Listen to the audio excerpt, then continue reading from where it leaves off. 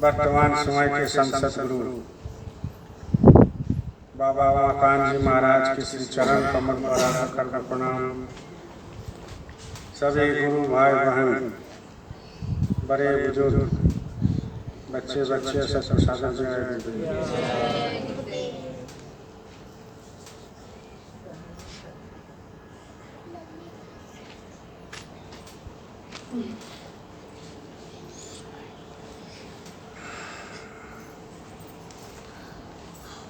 देखिए प्रेमियों,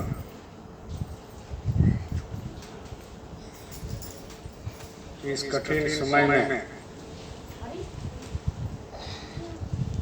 एकमात्र सत्संग ही एक ठंडक जगह है जहाँ आपको मन की शांति और ठंडा मिल सकता है। बाकी हम लोग जो सोचते हैं, आम आदमी जो सोचते हैं कि संसार में सुख ही सुख है, जिसके चलते दिन भर मेहनत करता है। कभी सोचते हैं पैसा से सुख मिलेगा, कभी सोचते हैं घर मकान बनाने से सुख मिलेगा, कभी सोचते हैं दुकान दौड़ी में सुख मिलेगा, कभी सोचते हैं खेती बाड़ी में सुख मिलेगा, कभी सोचते हैं कि भाई घूमने से सुख मिलेगा, खाने से सुख मिलेगा। लेकिन जिंदगी में कहीं पर सुख नहीं है। ये जो लोग सोचते हैं या हम लोग सोचते हैं, ये गलतफहमी है कि सुख तो अंदर में ही मिलेगा। अभी आप लोगों ने प्रार्थना किया कि गुरु का ध्यान कर प्यारे बिना इसके नहीं छूटना, और गुरु का ध्यान कर प्यारे इसके बिना सुख नहीं मिलना। गुरु में लगा रहना चाहिए, तब आपको असली सुख मिलेगा। नहीं तो सुख इधर उधर खोजने में नहीं मिलता, न खरीदने में मिलेगा।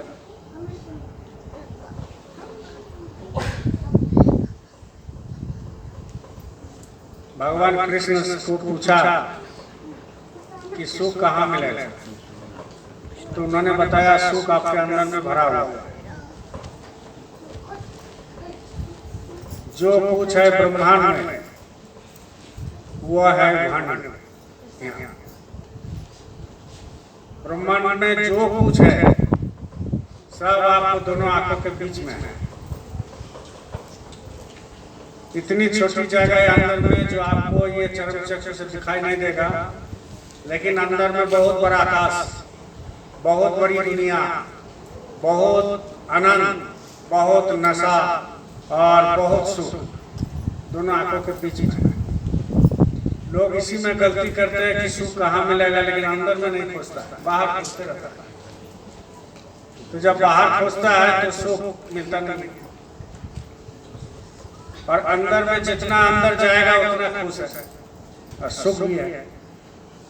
इसलिए गुरु का ध्यान कर प्यारे बिना इसके नहीं छूटना। अगर आपको भवसागर से पार होना है, जन्म मरण के चक्कर से छूटना है, फिर संसार में ना आना पड़े, माँ का कोख में ना आना पड़े, इसके लिए गुरु जो नाम दिया वो नाम के साथ लय होना होगा, तब ये काम होगा। और ये कोई आसान काम नहीं है। चलते फिरते लोग भरमा देते हैं, चलते फिरते लोग जो है आपको मन खराब कर देते हैं, चलते फिरते जो है संसार में कितनी लोग ऐसे मिलेंगे जो आपको डिरेल करने का आपको रास्ता खोजेगा। मतलब आपका जो रेल जो सीधा जाता है उसको पटरी से उतार देगा। ऐसे ऐसे बहुत लोग मिलेंगे, बहुत उद्देश्य से मिलेंगे, बहुत आपको ऐसे लोग मिलेंगे कि गुरु से कुछ नहीं होता है, कर्म करो, खाओ, ऐसे कुछ करो और निकाल जाओ। निकाल के कहाँ जाओ ये उसको मालूम नहीं। मर जाने के बाद तो वो कहाँ गया पता नहीं चलता। एकमात्र संधि बता सकता है कि मरने के बाद कहाँ गया। यह आपका तीसरी आंख जब खुलेगा, गुरु की दया से तीसरा कान खुलेगा, तीसरा नेत्र खुलेगा, तो आपको जो वो दिखाई देगा कि भाई ये कहाँ गया। आपके घर में भी बहुत लोग गए, हमारे घर में भी बहुत लोग गए, पूर्व पुरुष लोग सब चले गए। संसार में डेली आ रहे हैं, जा रहे हैं, लेकिन कहाँ आ रहा जा रहा है इसका कुछ पता नहीं। ये तो आप और हम जान गए गुरु महाराज के उपदेश लेते लेते सत्संग सुनते सुनते कि भाई मरने के बाद कहाँ जाता था, लेकिन लोगों को मालूम नहीं है कि मरने के बाद कहाँ जाता। ये तो बहुत बड़ी गुरु की दया है, आपको हमको जानकारी मिला है। लेकिन और अगर जानकारी लेना चाहते हो तो भाई भजन में जोड़ देना पड़ेगा, भजन करना पड़ेगा। बिना भजन के कुछ नहीं हो सकता। इसलिए गुरु महाराज ने कहा कि भरत बड़ी ध्यान के साथ सभी सत्संगी सुने मेरी बात। जब से ये जीवात्मा उस सतलोक से आई, आपका मेरा घर कहाँ है? सबसे ऊपर सतलोक, सबसे ऊपर। ये मृत्यु लोग है, नीचे पतल लोग है, इसके ऊपर देवी देवता लोग, इसके ऊपर प्रकृति लोग, इसके ऊपर जो है माया लोग, इसके ऊपर जो है क्या क्या लोग है, गंधर्व लोग, राम लोग, कृष्ण लोग, देवी देवता लोग, बहुत लोग है। एक लोग नहीं है, ब्रह्मा एक नहीं है, पार ब्रह्म एक नहीं है, बहुत सारे देवी देवता। तो आप सोचो ये सब पार करके हम लोग को सबसे ऊपर जाना है, जहाँ हमारी घर है, जहाँ गुरु महाराज का भी घर है, जहाँ सब जीवों का घर है। लेकिन वो अपना कर्म के अनुसार वो कुत्ता, बिल्ली, गाय, भैंस, गाधा, घोड़ा सब में जन्म लिया। और आप हमारे कर्म, आपके कर्म के अनुसार, हम हमारे कर्म के अनुसार, मालिक की दया हुआ, माता पिता का संस्कार हुआ तो माँ का कोख में जन्म हुआ। और मनुष्य ये जन्म बार बार नहीं मिलेगा। ये देखिए मिल गया। अब ये शरीर छूटने के बाद अब तो मिलेगा, अब कहाँ मिलेगा? अब मिलेगा भी तो कहाँ मिलेगा ये आपको पता नहीं। लेकिन ये मनुष्य जनी बहुत अनमोल जनी, बहुत अनमोल, ये बार बार कभी नहीं मिलता। ये तो गुरु महाराज ने आपको और हमको बताया कि तुम शाकाहारी रहो, सुमिरन भजन करते रहो, तुमको मनुष्य शरीर मिल जाएगा फिर। लेकिन मनुष्य शरीर मिलने के बाद तो फिर वही कष्ट है, गुरु तो मिलेगा ही। जब एक बार आपको नामदान दे दिए तो गुरु छोड़ते नहीं है, जन्म जन्म बाद तर से जो है आपको गुरु मिलता रहेगा। और वो भी मिलेगा तो सतगुरु मिलेगा, वो भी 5 नाम ही मिलेगा, वो भी सत्संग भी मिलेगा, सब कुछ मिलेगा। लेकिन कितना कष्ट है। अभी तो सत्संग भी मिलता है, गुरु भी है हमारे, इसके बाद जो है धन भजन भी करते हैं, आश्रम भी बन गया, जगह जगह गुरु भाई से भी मिलते हैं। लेकिन जब शरीर छूटने के बाद फिर जब मनुष्य जनी लेंगे तो मनुष्य जनी लेने के बाद तो फिर वही झगड़ा धरना है, फिर भाई स्कूल जाओ, फिर माँ बाप का पिटाई, नहीं जाओगे तो पिटाई, फिर जो है स्कूल जाते जाते फिर बड़े हो गए, फिर पढ़ाई लिखाई करो, फिर पढ़ाई लिखाई करो तो फिर नौकरी के लिए तलाश करो, फिर नौकरी मिल गया, बिजनेस चाकरी मिल गया तो फिर शादी करो, फिर शादी करने के बाद साल 2 साल में फिर बच्चे हो जाते हैं, फिर इसके बाद जो है इसी बच्चे का फिर भार हो जाता है, फिर पत्नी का भी भार, फिर ससुराल की भी भार, फिर रिश्तेदार की भी भार हो जाते हैं। इसके बाद धीरे धीरे जब चलने लगता है तो फिर बुढ़ा हो जाता है। बस इसी तरह रगड़ा था, आओ और जाओ, आओ और जाओ, खाओ और रहो।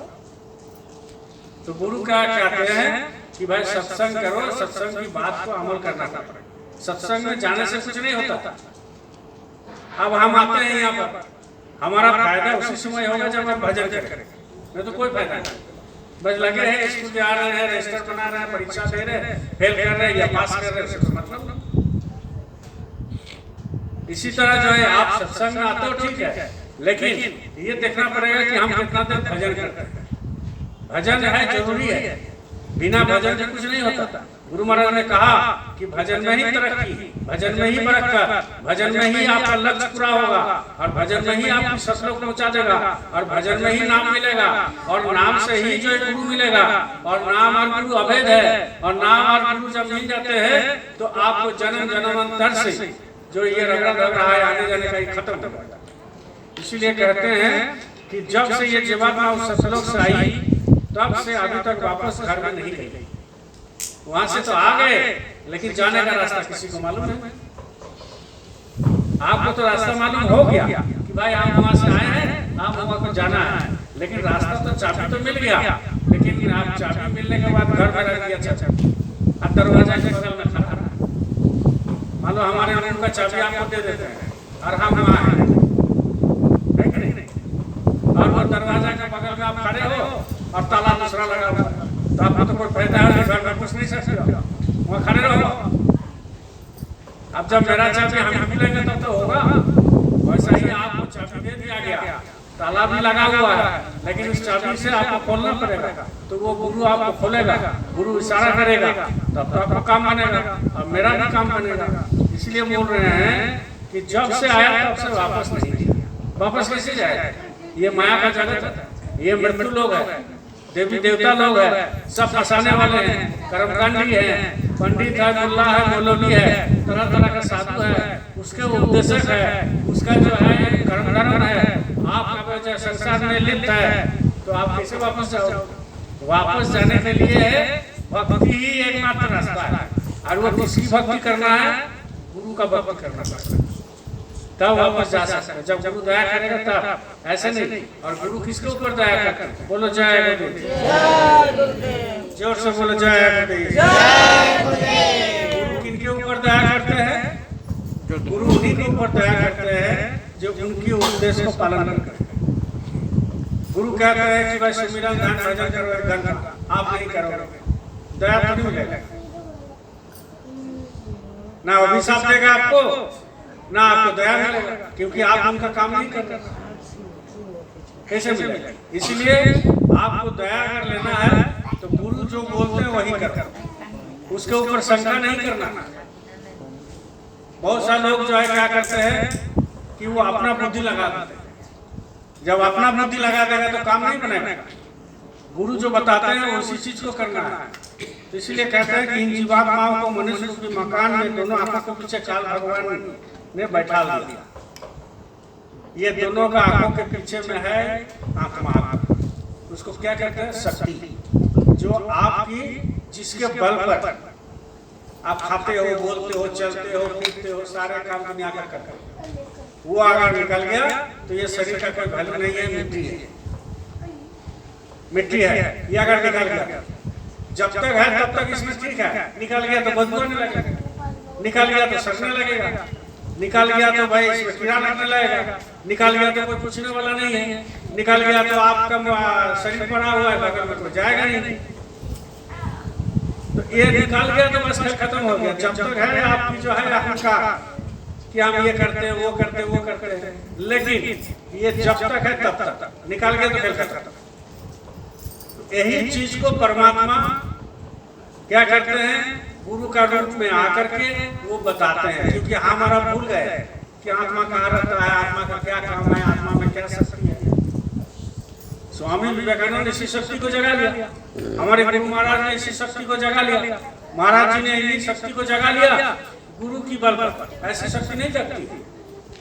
कोई अगर चाहेगा किताब पढ़ के हम शक्ति को जगा लेंगे, कोई चाहेगा कि बिना गुरु का हम शक्ति जगा लेंगे, कोई चाहेगा कि जो है हम तीर्थ व्रत करके इस शक्ति को जगा लेंगे, कोई कहेगा कि पूजा पाठ करके इस शक्ति को जगा लेंगे। तो ये शक्ति जगने वाले नहीं है जब तक गुरु नहीं होगा, जब तक गुरु का उपदेश को पालन नहीं करेगा, जब तक गुरु की सानिध्य में नहीं जाएगा, जब तक गुरु की सत्संग में नहीं जाएगा, जब तक गुरु की सेवा नहीं करेगा, जब तक गुरु का सेवा नहीं देगा, जब तक गुरु के आदेश का पालन नहीं करेगा, तब तक ये शक्ति जगने वाली नहीं है। क्योंकि ये शक्ति किसकी है?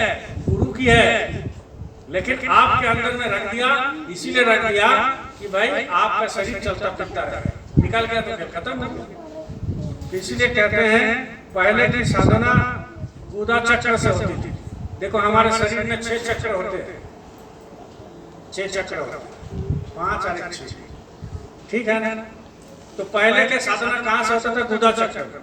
गुदा चक्र किसको कहते हैं? जो आप हम जहाँ लैट्रिन करते हैं वो गुदा चक्र, उसका ऊपर में लिंग चक्र होगा, उसका ऊपर में नाभि चक्र होगा, ये नाभि है, उसका ऊपर में हृदय चक्र होगा, उसका ऊपर में कंठ चक्र होगा, उसका ऊपर में आज्ञा चक्र होगा। ये 6 चक्र हमारा हुआ है। और 9 दरवाजा है, दोनों आँख, 2 कान, 2 नाक, मुंह, पेशाब भी जाएगा और पखाना करेगा। ये 9 दरवाजा है, 6 चक्र और 9 दरवाजा, ये हमारे शरीर में है। अब ये पहले का जमाना में गुरु महाराज क्या कहते हैं, शास्त्र क्या कहता है कि वह पहले का जमाने में कोई भी लोग साधना भजना करते थे या उपदेश से लेते थे, उतना पहुंचा हुआ गुरु नहीं रहता था, तो वो गुदा चक्र से साधना शुरू किया, मतलब शुरू किया। तो तो उसमें कितना दिन लग जाता है, कितना जन्म लग जाएगा। फिर लिंग चक्र में साधना शुरू किया, फिर नाभि चक्र में किया, फिर हृदय चक्र में किया, फिर कंठ चक्र में किया, तब जाकर के आज्ञा चक्र में करता है, तब जाकर के जगता है। लेकिन आपका गुरु मेरा क्या है, सदगुरु है। आपका गुरु में आपका मेरा गुरु क्या है कि वो परम पिता परमेश्वर खुद उतार करके आया है। ये संत मत है। इसीलिए क्या हुआ कि आपको सीधा सीधा ना गुदा चक्र से साधन करना है कि ना गुदा चक्र से साधन भजन करना है, ना लिंग चक्र से करना है, ना नाभि चक्र से करना है, ना हृदय चक्र से करना है, ना कंठ चक्र से करना है। आपको सीधा सीधा सदगुरु का किया आज्ञा चक्र में साधना से शुरू कर सीधा बात नहीं। ये 5 चक्र से आपको छुटकारा पा दिया और सीधा संत मत में क्या है, यहाँ से शुरू होता है और यहाँ से शुरू होने के बाद सीधा चढ़ाई का रास्ता। इसीलिए लोग जब नामदान ले लेते हैं वो सोचते हैं कि हम बहुत कुछ कर लेंगे और तुरंत भक्ति जग जाता है तुरंत, क्योंकि ये नीचे की तरफ से कोई मतलब ही नहीं, सब ऊपर की तरफ से मतलब, तो तुरंत भक्ति जग जाता है। इसके बाद सुमिरन ध्यान भजन करता है, सत्संग में सेवा करता है, सेवा देता है, किसी का निंदा नहीं करता है, चुगली नहीं करता है, गुरु की भक्ति एकदम निश्चल रूप से करता है, मन सफा करके करता है। लेकिन जब ऐसा ही हो जाता है, धीरे धीरे उसको चढ़ाई शुरू हो जाता है, तो अहंकार आ जाता है कि सब कुछ मेरे चलते हो, हमने इतना लोगों को ला दिया, हमने इतना मंदिर बनवा दिया, हमने इतना लोगों को खिला दिया, हमने इतना कंबल बनवा दिया, हमने जो है इतना सेवा किया, हम लाखों लाख सेवा दे दिए, हम जो है संगत में भंडारा चलाते हैं, हम भंडारा में सेवा देते हैं। ये सब अहंकार जब इसका घूमने लगता है तब उसको फेलियर हो जाता है और फिर सीधा नीचे पहुंचता है। बड़ी कठिन चीज है, छोटा मोटा चीज नहीं है। इसीलिए कहते हैं कि 5 स्थान नीचे और 5 स्थान ऊपर है।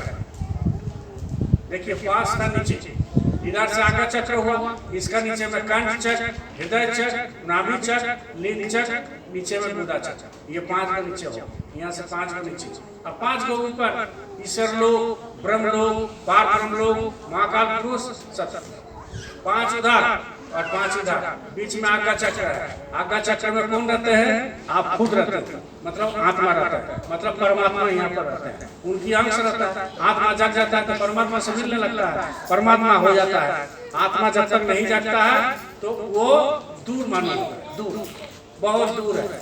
लेकिन जैसे ही आत्मा जग जाएगा, देवी देवता नजदीक में सामने खड़ा है, गुरु सामने खड़ा है, तीर्थ व्रत सामने खड़ा है, हर चीज सामने खड़ा है। जो चीज चाहोगे सो मिलेगा। उसको बोलते हैं तरु। तरु मतलब प्यार, मतलब गाछ, तरु मतलब गाछ होता है, पेड़ होता है। तो जब ये जग जाता है तो वो कल्प तरु का रूप धारण कर लेता है। जो चाहो सो, जो चाहो सो कर लो दुनिया में। तो ये कब होगा? जब ये आज्ञा चक्र से आत्मा जागेगा तब, तीसरा नेत्र जागेगा तब। वो किसके बल पर होगा? आपकी अभ्यास, आपकी चेष्टा, आपकी कोशिश और गुरु की दया, ये दोनों चाहिए। गुरु दया करता है, करता रहेगा। कोई सत्संग नहीं है यहाँ, सत्संग चाहे कोई भी सत्संग हो रहा है, उसको जाने से पहले मन में ठीक कर लिया कल जाएगा। पत्नी बोल दिया पति को, यहाँ भी बैठा हुआ है, कल रात को बोले जाइएगा जाइए, पत्नी बोली जाइएगा, छोड़ो कल नहीं जाएंगे, परसों तो उज्जैन जाना है, कल का यहाँ बैठा हुआ है। समझ गए?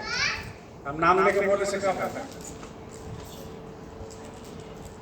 नाम से कोई मतलब नहीं। लेकिन आप महसूस करो बोला है कि नहीं, सोचा है कि नहीं सोचा, समझ गए ना? अरे परसों तो जाना है सोमवार को, छोड़िए आज क्या करेंगे जाकर, सत्संग में तो ही किराया है कि मन भरवा दिया। लेकिन वहीं पर विवेक क्या कर दिया? विवेक जगा दिया कि नहीं सत्संग चाहिए। फिर मन चेंज हो गया, फिर बोले चलो, फिर चला, फिर आके बैठा। तो कुछ ना कुछ तो मिलता है, आने से कुछ ना कुछ मिलता है।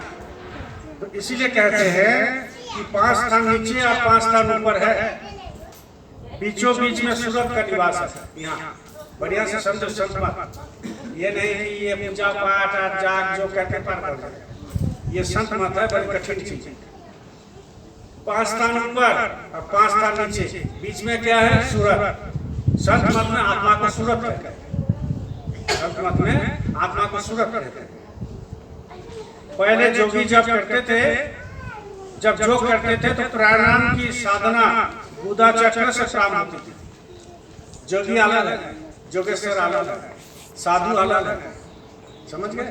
ब्रह्मचारी अलग है, महात्मा अलग है, साध अलग है, और संत अलग है, और परम संत सब अलग अलग है। एक को मिला मत देना, सबसे ऊपर में रहते हैं परम संत। बोलो जय गुरुदेव। इंद्रिय द्वार, नाभि, कमल, हृदय और कंठ। गुदा चक्र को क्या बोलते हैं? इंद्रिय द्वार। और उसका नीचे में ऊपर में क्या बोलते हैं? नाभि, कमल, हृदय और कंठ। ये जो है तीसरे तिल में दोनों आंखों के बीचों बीच में सूरत का निवास है। यहाँ तीसरा तिल है, यहाँ निवास है सूरत का। इन पांचों स्थानों को प्राणों के द्वारा रोककर और फिर ऊपर में ब्रह्मांड में ब्रह्मरंध्र में जीवात्माओं को चलाया जाता है। बहुत कठिन है, जब तक आपको नाम नहीं मिलेगा इस चीज को समझ में नहीं आया, किसी को समझ में नहीं आया। लोग अपना कुछ गीता का पढ़ लिया, कुछ मंत्र जो है रामायण से पढ़ लिया, कुछ संस्कृत बोल लिया, और लोग क्या कहते हैं संसार में बहुत बड़ा पंडित है, सब कंठस्थ सब। तो कंठस्थ को क्या करेंगे? वहाँ छट जाओ, सब यहीं पर आ जाएगा, यहीं पर।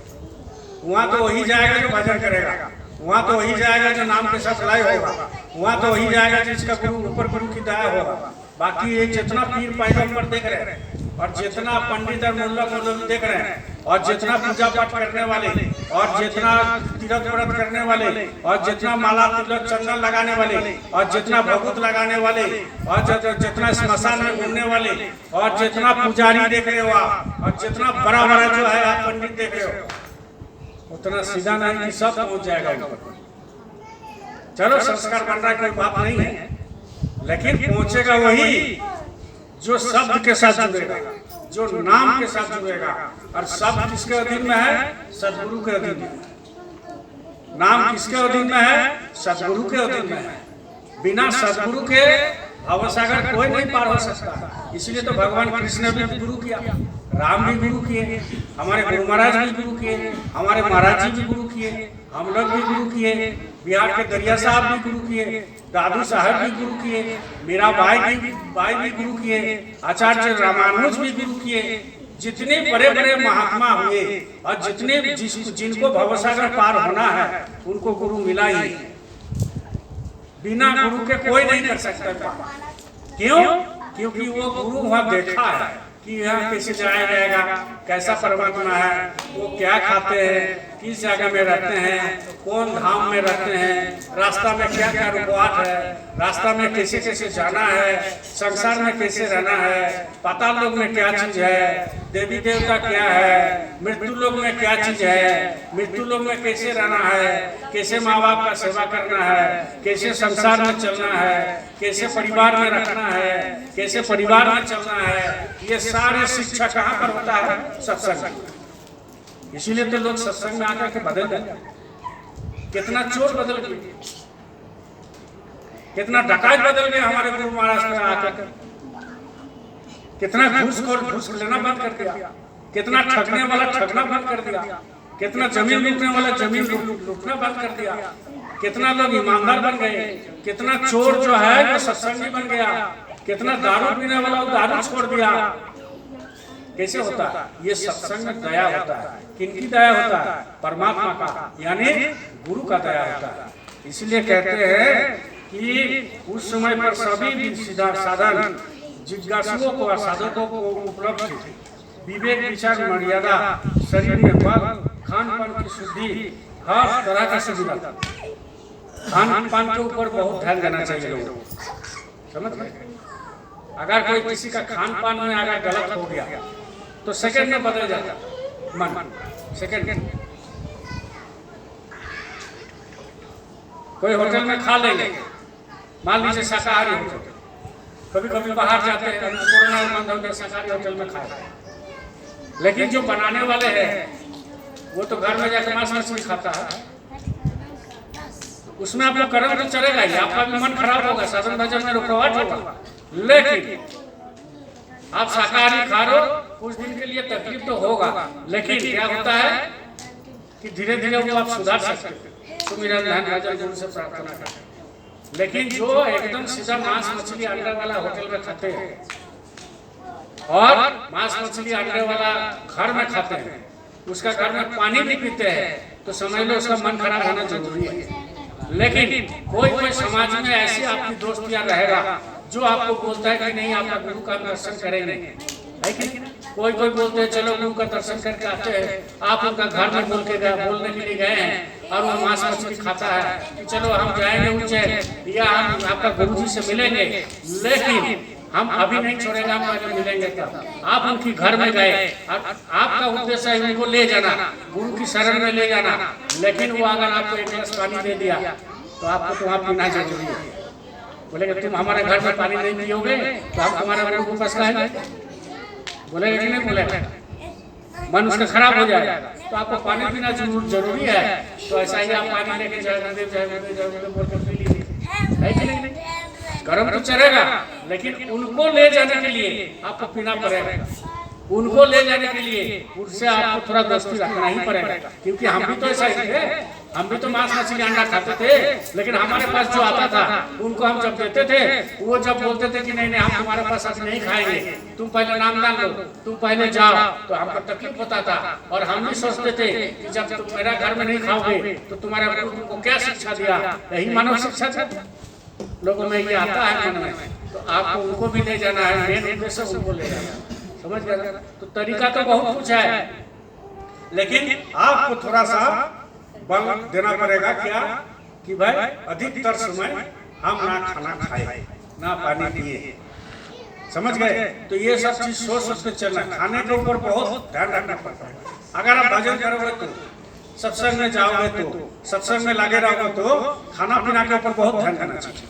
क्योंकि जो चीज आप खाते हो आपका खून बनता है और वही खून आपका रग रग में दौड़ता है, और जब वही खून रग रग में दौड़ता है तो वह मस्तिष्क में आपका मन को खराब करने वाला वही खून होता है। इसीलिए क्या कहते हैं सत्य मत में भाई शाकाहारी होना बहुत जरूरी है। मांस मछली अंडा बिल्कुल छोड़ो, कोई भी नशा ना करो, दारू तारी हरिया गांजा अफीम भांग ये सब मत खाओ। हमारे गुरु महाराज तो कहते थे कि बीड़ी पी सकते हो जिसका आदत बन गया, लेकिन तुम छोड़ दो, हुक्का पियो। हम तो कभी बीड़ी नहीं, गुरु महाराज कहते थे बराबर, हमने तो कभी बीड़ी नहीं पिया। तो कहने का मतलब यह है कि देखो जिंदगी तो छोटा है, लेकिन आपको सब कुछ छोड़ना है धीरे धीरे धीरे धीरे। एक एक छोड़ दोगे तो ठीक नहीं पाओगे, धीरे धीरे। लेकिन नाम दान लेने से पहले तो आपको मांस मछली हो एक बार में छोड़ना पड़ेगा। क्यों? क्योंकि नामदान भी लेंगे और खाते भी रहेंगे, तो ये तो बहुत बड़ी पाप है, नहीं चल सकता। इसलिए सुमिरन ध्यान भजन करो, लेकिन खाने के ऊपर भी ध्यान दो।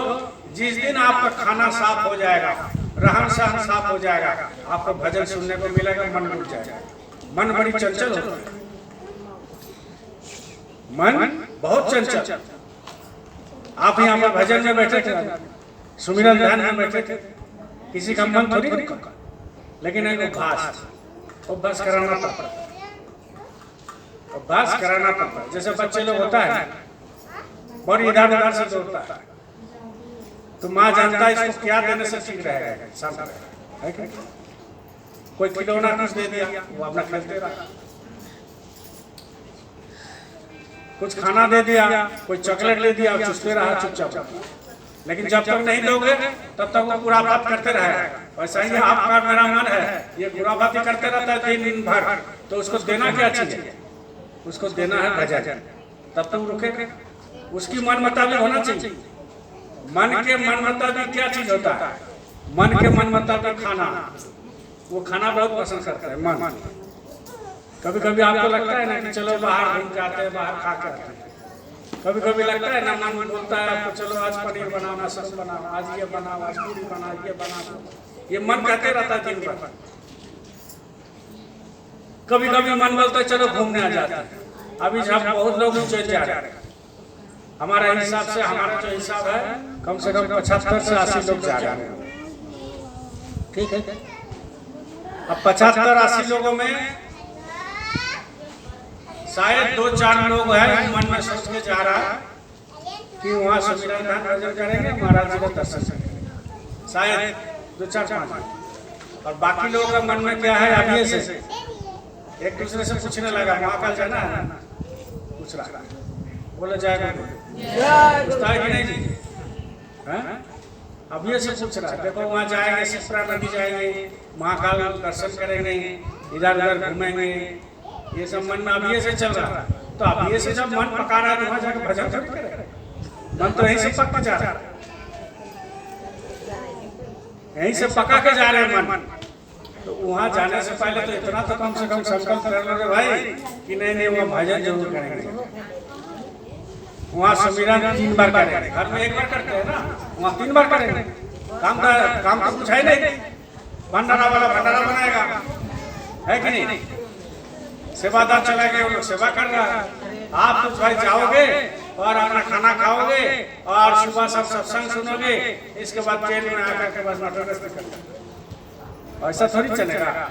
आपको करना क्या है, वहाँ जाकर के घर में 1 बार करते हो सुमिरन, कोई करता ही नहीं, वहाँ जाकर 3 बार सुमिरन तब तो पकेगा।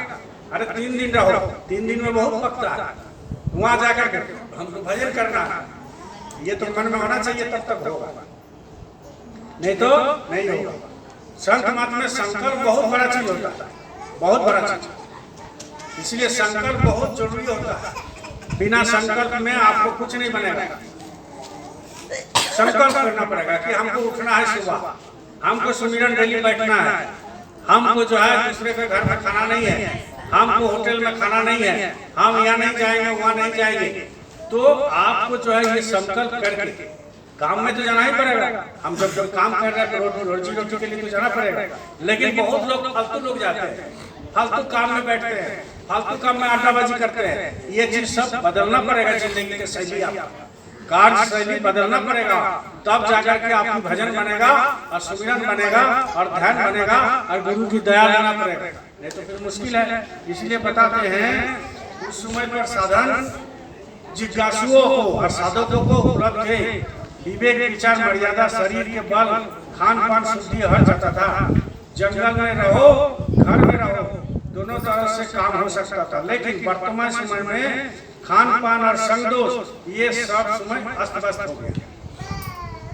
ये खाने के चलते तो पीने के चलते तो लोग, आज का रिपोर्ट हम यहाँ बैठे थे आया था मोबाइल पर, अनगढ़ा साइड में एक छोटा भाई बड़ा भाई को कुराली से काट दिया। आज की रिपोर्ट सुबह, आप बताओ, एक ही माँ का संतान, एक ही माँ का संतान, एक ही दरवाजे से हम लोग आए हैं, उसी को भी माँ पाली है, इनको भी पाला है।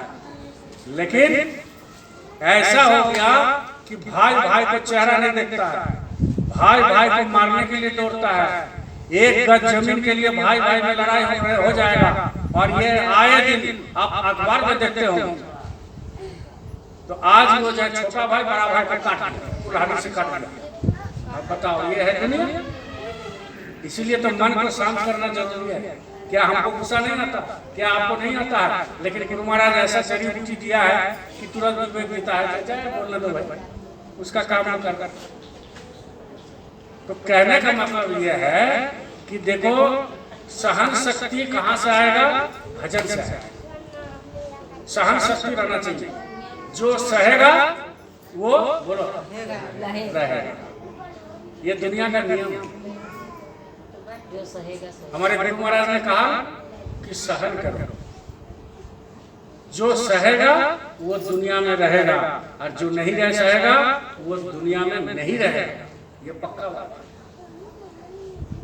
धीरे धीरे रे मना धीरे सब कुछ होई, और माली सींचे सौ घरा ऋतु आए तब फल हो। धीरे धीरे में ही होगा सब कुछ। एकाएक स्वर्ग का चढ़ाई नहीं होता है। एकाएक जो है शॉर्टकट में जो पैसा कमाता है वो पैसा रहता नहीं, मेहनत से कमाओ वो पैसा रहता है। ये नियम है। इसलिए आप मेहनत से जो लगन से जो काम करोगे वो तुरंत नहीं होता है, वो धीरे धीरे होता है। लेकिन वो पैसा टिकाऊ होता है, वो पैसा टिकाऊ होता है। वैसा ही सुमिरन ध्यान भजन करोगे, अपना धीरे धीरे करते रहो, चलते रहो तो टिकाऊ होगा। और नहीं तो फिर आप सोचोगे कि हम तो एक दिन में 50 लोगों को ला देंगे, नामदार गिरा देंगे। आपसे काम नहीं है, ये काम आपका नहीं है, ये काम गुरु का काम है। उनकी रजिस्टर में जिनका नाम दर्ज है वही उज्जैन जा सकता है। उनका रजिस्टर में जिनका नामदान लेने का नाम दर्ज है वही नामदान ले सकता है। आपको खाली कोशिश करना है बस, और कुछ नहीं करना, खाली कोशिश करना है। ये शरीर को लगाना है, इस मुंह को लगाना है अच्छे काम से, ये हाथ को लगाना है अच्छे काम से, ये आंख को लगाना है अच्छे काम से, ये कान को लगाना है अच्छे काम से। ये शरीर में जो चीज दिया है ये गलत के लिए थोड़ी दिया है। अब ये हाथ दिया है, अंगुली दिया है माला करने के लिए, समझ गए ना। ये पाँव दिया है सत्संग जाने के लिए, ईमानदारी से काम करने के लिए। ये पेट दिया है रोटी दाल सब्जी चावल घी मिष्टान्न ये सब खाने के लिए। अब इसी में दे देगा मांस मछली अंडा मदिरा तो क्या। ये आँख दिया है गुरु की दर्शन करने के लिए, ये कान दिया है संगीत सुनने के लिए, भजन सुनने के लिए, सत्संग सुनने के लिए, और ये मुंह दिया है अच्छा बोलने के लिए। और इसी सब का चीज का मशीन का गलत इस्तेमाल करेगा तो फिर ये शरीर थोड़ी रहेगा, ये तो दानव हो गया। दानव और क्या चीज होता है, 10 का माथा थोड़ी होता है। आप देखे होंगे रावण का 10 माथा, आप लोग बोलते हैं, लोग बनाता भी है 10 माथा। रावण का तो 10 माथा है, हमारा तो 1000 माथा दिखाई नहीं दे रहा है आपको। रावण का 10 माथा है, आपको तो लाखों माथा है, लोगों को दिखाई नहीं दे रहा है। माथा मतलब क्या है, जितना सोचोगे उतना माथा, जितना सोचोगे उतना सर। तो हम लोग तो सोचने में कम नहीं करते, बहुत सोचते। इसलिए कहने का मतलब है ज्ञान जो है सच्चा वो सत्संग में ही आएगा और कोई नहीं आ सकता। पूजा कर लोगे, पाठ कर लोगे, रामायण पाठ सुन लोगे, बड़ी अच्छा लगता है। रामायण पाठ के समय सुंदरकांड का पाठ करता है तो बड़ी अच्छा लगता है। लेकिन सुंदरकांड का सुंदर से तो बोलता है, लेकिन सुंदर क्या है ये मालूम। इसलिए रामायण में लिखा हुआ जग में सुंदर है कोना, चाहे कृष्ण का हो या राम। जगत में सुंदर क्या चीज है, नाम। चाहे कृष्ण का हो चाहे राम, कृष्ण का नाम सुंदर है, राम का नाम सुंदर है, जय गुरुदेव नाम सुंदर है। तो सुंदर कांड तो बताता है, लेकिन सुंदर क्या है इस चीज को लोग नहीं बताते। वही अगर वहीं पर बताते भाई सदगुरु पकड़ो, लोग आते हैं प्रवचन देते हैं लेकिन सदगुरु की जिक्र नहीं करते हैं। लोग आते हैं प्रवचन देते हैं, नाम की जिक्र नहीं करते हैं। लोग आते हैं सत्संग देते हैं, रामायण पाठ करते हैं, प्रवचन देते हैं, भागवत गीता का पाठ करते हैं, लेकिन ये कभी नहीं बताते हैं कि मांस मछली अंडा छोड़ दो, दारू पीना छोड़ दो, माँ बाप का सेवा करो। ये कभी नहीं, बस पैसा लिया प्रवचन देखे का फायदा क्या हुआ। इसलिए तो भीड़ तो होता है, मंदिर तो बहुत है, मस्जिद बहुत बन रहा है, गुरुद्वारा बहुत है, चर्च बहुत है, लेकिन लोगों का सोच नहीं बदला, लोग नहीं बदले। मनुष्य मंदिर को जो है मंदिर नहीं समझा, इनको दानव मंदिर बना कर रख दिया, तो बताओ फायदा क्या होगा। इसीलिए तो इतना मंदिर रहते हुए भी, इतना कानून रहते हुए भी, अगर सब गांव में भी थाना बना देगा लेकिन क्राइम कम नहीं होगा। उसका कारण यही है कि लोग सत्संग से दूर हो गया, लोग भाव भक्ति से दूर हो गया, लोग संस्कार से दूर हो गया, लोग गुरु से दूर हो गया, लोग पूजा पाठ तो करते हैं लेकिन असली पूजा पाठ से दूर हो गया। इसलिए तो यह हालत है। ये सब का निचोड़ एक ही है, ये सब का समझ करके एक ही रास्ता है, वो है सत्संग। वो भी किसका सत्संग, सदगुरु का सत्संग। वो भी सदगुरु का सत्संग जब तक नहीं मिलेगा तब तक कोई काम नहीं हो सकता। बस आते रहो जाते रहो, कभी गाधा में, कभी बिल्ली में, कभी ऊंट में, कभी गिधर में, कभी पशु में, कभी पक्षी में, कभी सांप में, कभी बिच्छू में, कभी पेड़ में, कभी पौधे में, कभी कीट में, कभी पतंग में। ये जन्म लेते रहो लेते रहो लेते रहो, मरते रहो मरते रहो मरते रहो, तो क्या पैदा हुआ, आपकी बार तो मनुष्य मंदिर मिला, इसलिए मनुष्य मंदिर में रह करके मनुष्य का काम मतलब भजन करना ये जरूरी है। भजन मनुष्य का एकमात्र संग है भजन, और कुछ नहीं है, और कुछ नहीं है दुनिया में। इसी में खुशी है, इसी में आनंद है। बोलो जय गुरुदेव, जय गुरुदेव। देखिए प्रेमियों, काल